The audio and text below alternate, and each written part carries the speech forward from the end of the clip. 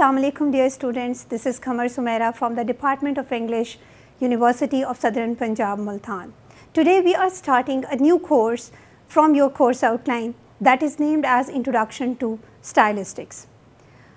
This one subject talks about that what is style of the writer or the authors they put into their writing and how we can analyze it. So it means the persons who will examine the style of author or who will be there to extract or find out the different features of the text, they would be called as the stylisticians. So I would talk to you being the stylisticians who are going to analyze the different kinds of texts which are literary or non-literary in this one course with me. The main objectives of our course aims to equip the learners with the analytical tools necessary to examine and interpret text through the lens of linguistic features. It develops an understanding of how language choices contribute to meaning, style and effect in both literary and non-literary texts. You will learn to apply stylistic frameworks to critically analyze tone, mood, point of view and other rhetorical elements, promoting a deeper appreciation of literary craft and linguistic creativity.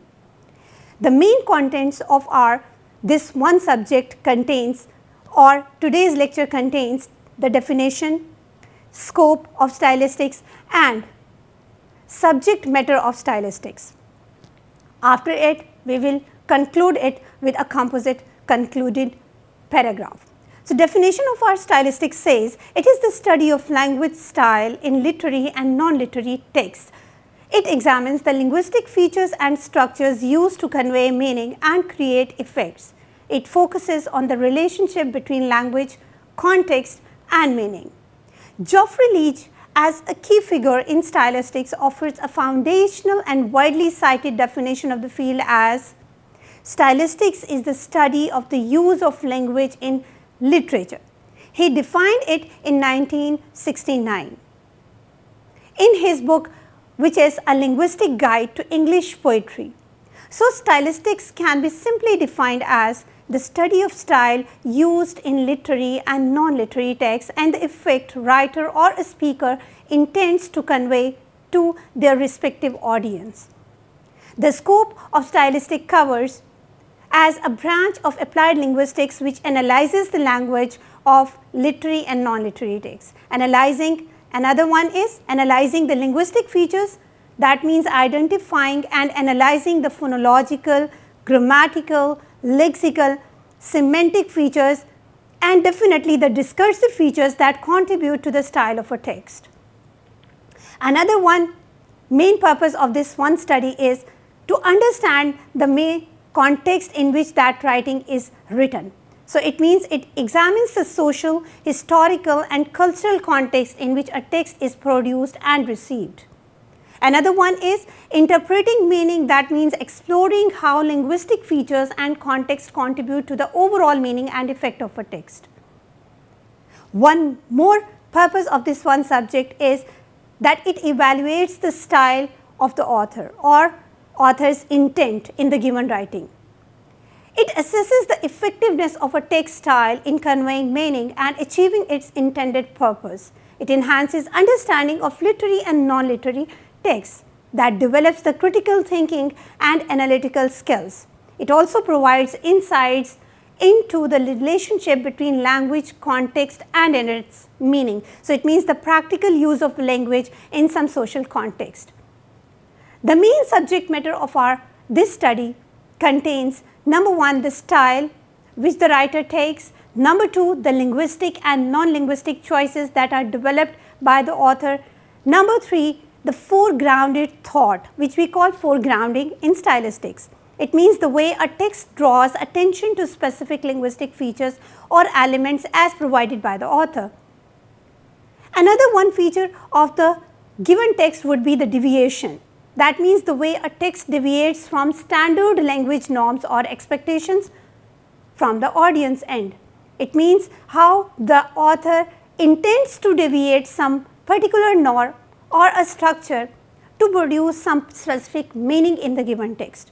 The main components of our study in stylistics, which will be extended to your 16 weeks lecture are. It means the different topics you are going to study with me would be the definition of style and stylistics, as we just have defined the one main definition of stylistics given by Geoffrey Leach. Another one would be the historical development and its future scope in linguistics. One more topic of its interest is nature and its branches that would apply the different areas of stylistic study in linguistics.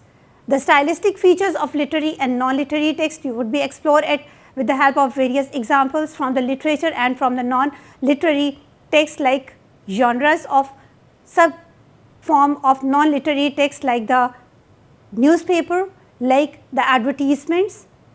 One more topic that is very important in this one regard is the levels of stylistic analysis. That would be the same as we have just talked, from phonological to the discourse level. So, it would be a gradual identification of the items from the minimum level of phonological level to the extended one, that is macro level of discourse studies. Another one is identification and significance of grammatical features, figurative use of language as a stylistic feature of an author, that how he implies various similes, metaphors or personified ideas in his writing to contribute to the meaning of some text. Another one important topic is author's intent in implicature, that he develops and does not say what actually he means. Deviation would be a complete topic of our discussion in upcoming lectures. Foregrounding, point of view and use of rhetorical elements. Stylistic variation in written and spoken discourses would definitely be there.